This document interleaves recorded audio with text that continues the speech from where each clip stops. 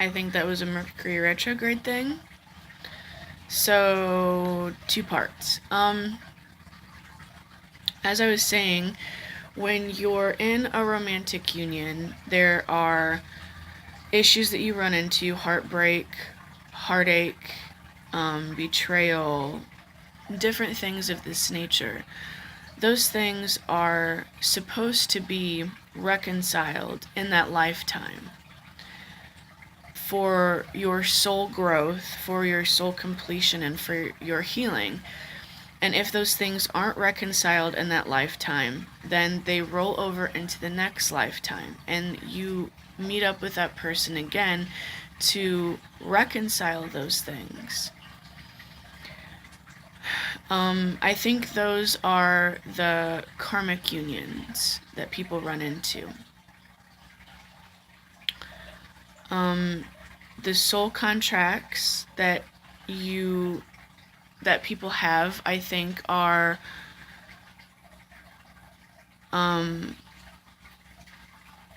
maybe souls that you had an agreement with before you came into this life to meet at a certain time for different reasons.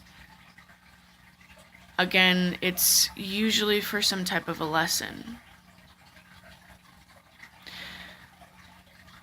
And the message that Spirit is really trying to get me to impart on you today is that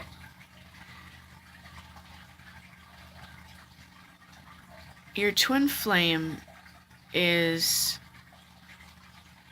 the very last soul that you will connect with. Some people are with their twin flame in every lifetime. Some people aren't. Everyone has the ability to reconnect with their twin flame. But it's not something that you just, you can't just jump on a dating website and find that person. Just like when you are in college, you have to work really hard to graduate. There are things that you have to do. You have to work up to that. And that is what the twin flame journey is all about, is working up to that. And it doesn't matter, how fast you want it. You still have to go through, there's still some shit you have to go through to get there.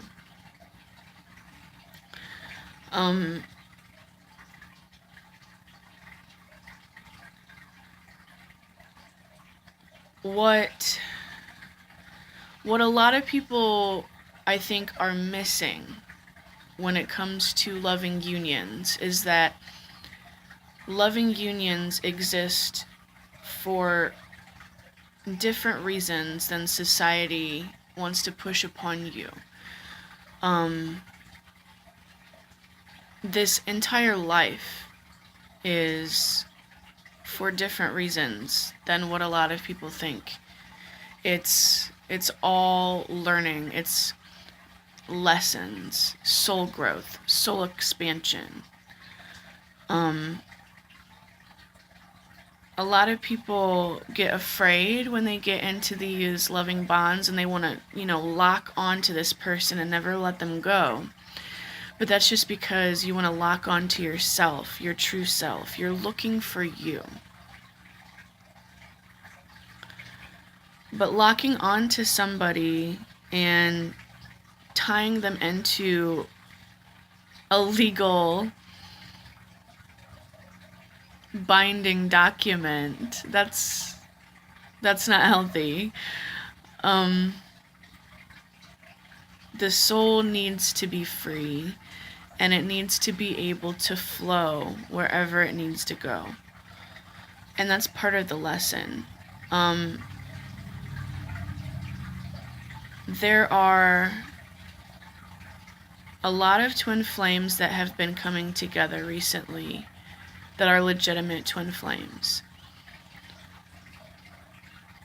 And I think the main message that Spirit is trying to get through is that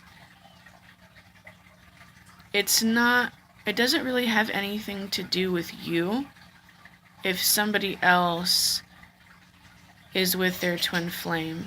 And you really shouldn't be comparing yourself or your journey to anybody else's. I mean, you can do whatever you want, and it's okay if you do that. It is okay if you make those comparisons. It's okay whatever you do. But it's like Spirit feels, I feel this like heaviness, like this sadness, like Spirit doesn't really want you to do that, because it's gonna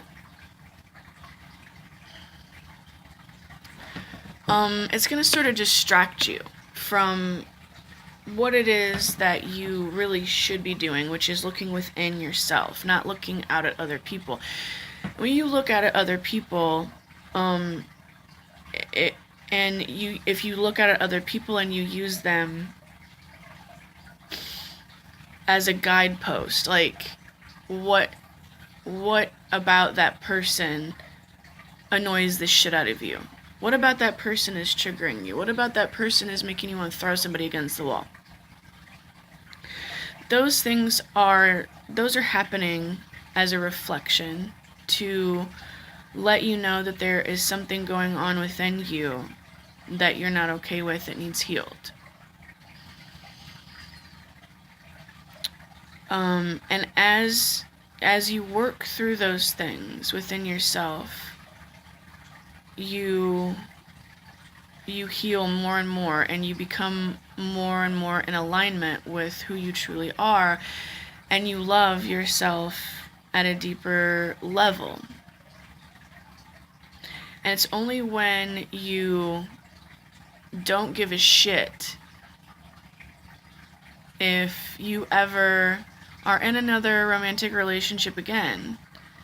It's only at that point when you truly feel that way, because you're comfortable in your own skin, you are your own home, you realize you don't need somebody to come save you, that you are just as okay in this moment as you were when you were a little baby.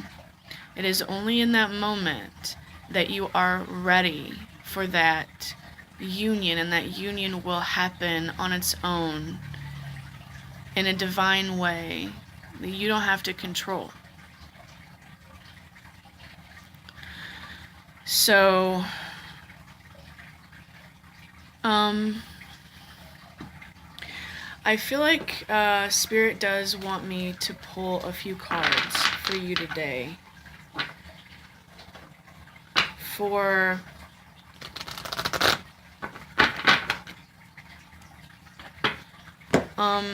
some guidance. And maybe not, because my battery is gonna die and I have to plug my phone in. So, let's see. Oh, no shit! This is the card. I just cut the deck and said, okay, give me one card if that's what we're doing. And I don't know if you can see it, but it's let two become one. And it's the, it's the union card. It's the divine union card. Card number 24. So,